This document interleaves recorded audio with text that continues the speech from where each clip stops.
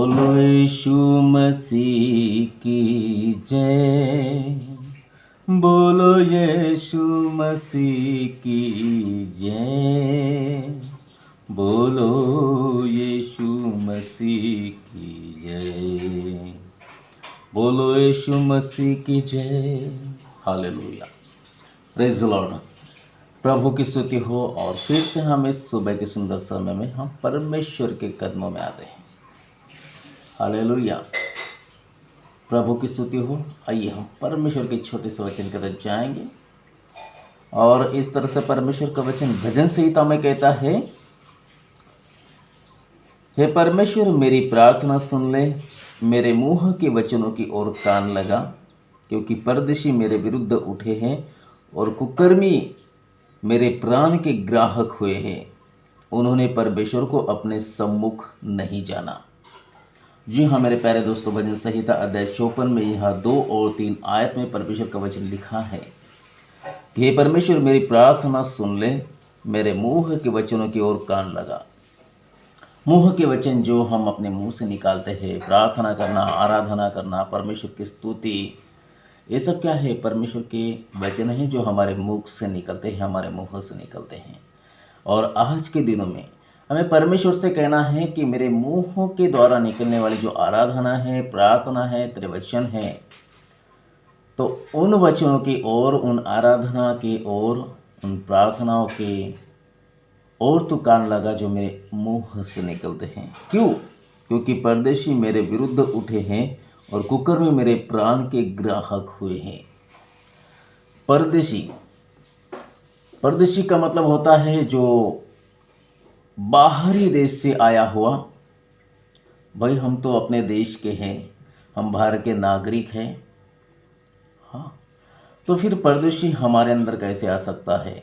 मैं संसार की बात नहीं कर रहा हूँ, मैं किसी देश की बात नहीं कर रहा हूँ, मैं उस देश की बात कर रहा हूँ जो हमारा अपना है, अपना खुद का देश है।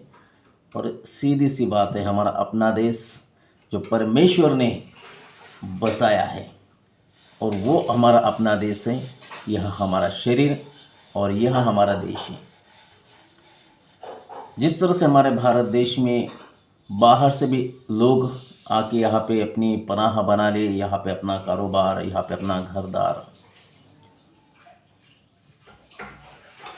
उसी तरह से दूर देश से आने वाला, दूर देश परदेश से आने वाला कोई नागरिक नहीं है, बल्कि यह शत्रु शैतान है। आपको मालूम है, जिस तरह से हमारा देश है भारत देश, उसी तरह से बहुत लोगों का भी अलग अलग देश है, और शैतान का भी एक देश है। और हम सब उसके देश को जानते हैं कि उसका देश क्या है। वहाँ से आके वो हमारे अंदर पूरी तरह से तहस नहस करने के लिए वो तरसता है। इसलिए हमें कहना है प्रभु से, क्योंकि परमेश्वर, क्योंकि परदेशी मेरे विरुद्ध उठे हैं, परदेशी मेरे विरुद्ध उठे हैं। दूर देश से आने वाला जो शत्रु शैतान है मेरे विरुद्ध, हाँ मेरे प्यारे भाई, मेरे प्यारे बहनों, आपके विरुद्ध में खड़ा हुआ है। आप सर्वकालिक जीवन के भागी हो, आप परमेश्वर के अपने हो, आप उस राज्य के संतान हो जो राज्य कभी मिटने का नहीं। तो जाहिर सी बात है, वो तो बौखलाएगा, वो आपके अंदर आके आपको पूरी तरह से तहस नहस करेगा। इसलिए परमेश्वर से कहना है कि प्रभु, जब मैं अपने मुंह से तेरे वचन को निकालता हूँ, मैं प्रार्थना करता हूँ, तो मेरी प्रार्थना मेरे वचन की ओर कान दे, सुन, मुझे जवाब दे। मैं प्रार्थना करता हूँ, वह मेरे द्रोहियों की, और आगे परमेश्वर का वचन कहता है, क्योंकि परदेशी मेरे विरुद्ध उठे हैं और कुकर्मी मेरे प्राण के ग्राहक हुए हैं। देखो, शत्रु शैतान को कभी भी आपके प्राण हरण करने की ताकत नहीं है, और ना ही परमेश्वर ने उसे अधिकार दिया है। हम उसे अधिकार देते हैं।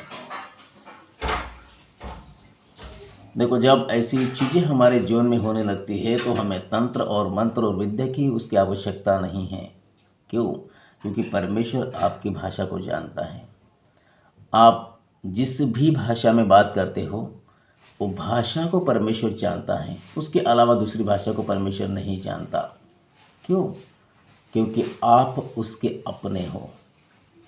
जिस तरह से नन्हा शिशु होता है, वो शिशु सिर्फ अपनी माँ की बात समझता है, और माँ उस नन्हे बेटे की बात समझती है, नन्हे शिशु की बात समझती है, उसकी भाषा को समझती है, उसकी फीलिंग्स को समझती है।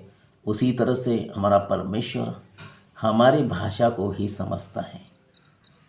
उसको अलग से कुछ बताने की ज़रूरत नहीं है। इसलिए तो बाइबल में सीधी रीति से लिखा है, दूसरी भाषा में नहीं लिखा है जो इस ग्रह की नहीं है। लिखा है हिंदी में और अपनी भाषा में लिखा है, क्योंकि परदेशी मेरे उर्द उठे हैं और कुकर्मी मेरे प्राण के ग्राहक हुए हैं। कुकर्म करने वाला शत्रु शैतान। कोई व्यक्ति कुकर्म नहीं करता है। हमारा इस संसार में ना ही किसी से दुश्मनी है और ना ही हम लोग किसी से दुश्मनी मोड़ लेते हैं।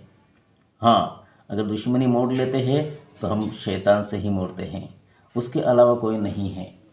तो मालूम है, आप जिस तरह से परमेश्वर के राज्य की बात करते हैं, आप जैसे जैसे परमेश्वर के राज्य में बढ़ने के लिए तैयार होते हैं, उसी तरह से शैतान आपकी टांगों को नीचे खींचने के लिए तैयार रहेगा। वो हरदम आपको गिराएगा, वो आपको नीचे दिखाएगा। किसी ना किसी की वजह से आपके साथ में कुछ ना कुछ झगड़ा, अलग अलग रीति से बर्ताव करेगा, आपको परेशान करके छोड़ेगा। आपको डरना नहीं है, आपको डगमगाना नहीं है। इस आयतों को परमेश्वर से कहना है। भजन संहिता अध्याय 54 में कहता है, हे परमेश्वर मेरी प्रार्थना सुन ले। प्रभु से कहना कि प्रभु मेरी प्रार्थना सुन ले। क्यों?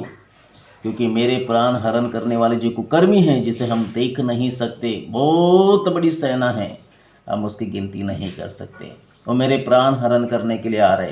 प्रभु मेरी प्रार्थना की ओर कान दे, मेरी प्रार्थना का सुन, मेरी प्रार्थना का उत्तर दे, मेरे मुंह के वचनों की ओर कान लगा। हाँ प्रभु, जब मैं आपसे बात करता हूँ, मेरी सहायता के लिए, मेरी रक्षा के लिए, मेरे सिक्योरिटी के लिए, प्रभु मेरी बात को सुन, मेरे वचन की ओर कान लगा। प्रभु की स्तुति हो। प्रभु आपको आशीष करें, क्योंकि हम हर दिन और हर समय हम शत्रु शैतान के नज़र में रहते हैं। वो हमारे ऊपर नज़र बनाए रखता है। अगर हम परमेश्वर से कहेंगे कि प्रभु मेरी बातों की ओर कान लगा, मेरे प्राण को हरण करने वाला बैठा है। प्रभु का वचन कहता है, परमेश्वर के भय मानने से आयु बढ़ती है। मेरे प्यारे भाई, मेरे प्यारे बहन, अगर आप कहोगे तो आपकी आयु बढ़ेगी। अगर आप नहीं कहोगे तो परदेश से आने वाला, दूर देश से आने वाला, अपने देश को तहस नहस करने के लिए शैतान आपके अंदर काम करेगा। पूरी तरह से तहस नहस हो जाओगे आप, और आपके पास प्रभु से बात करने के लिए कोई जगह भी नहीं बचेगी। तो इसलिए तैयार रहिए। जिस तरह से बॉर्डर पे हमारे लिए आर्मी के जवान तैनात रहते हैं, हाथ में बंदूक लिए हुए, अपनी जान की परवाह तक नहीं करते, उसी तरह से हमको तैयार रहना है परमेश्वर के राज्य में जाने के लिए।